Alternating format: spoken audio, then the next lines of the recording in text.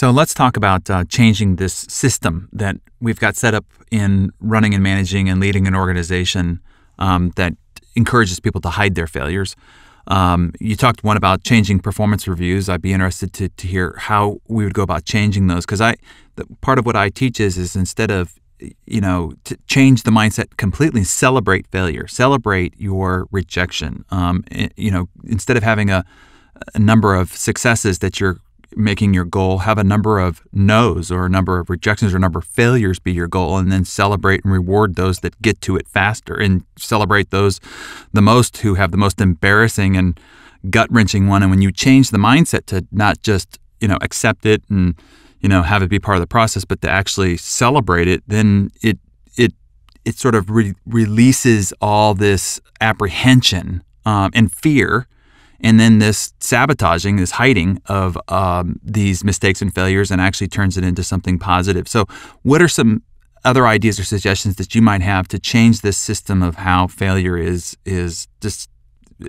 I guess, held as well as discussed inside organizations? And I really like the suggestion about celebrating failure. If you take a look at some of the most innovative companies in the world, Google, company IDEO, they celebrate failures as well. And so I think that's part of it is change the culture in terms of how we view mistakes.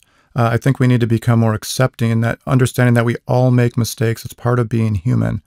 And so just to be more open and honest about mistakes, and also to not penalize employees when they make mistakes.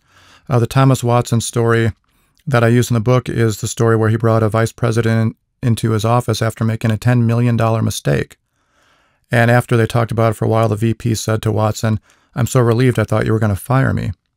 Watson looked at him and started laughing and said, "Are you serious? I just invested $10 million in your training and development. The last thing in the world I would do is fire you." Mm-hmm. And so stories like that spread throughout the organization. And today in exec development programs I do, once in a while I'll get somebody from IBM in the class and I ask them about that story, and it's still talked about today. And so really a cultural shift needs to start with leadership.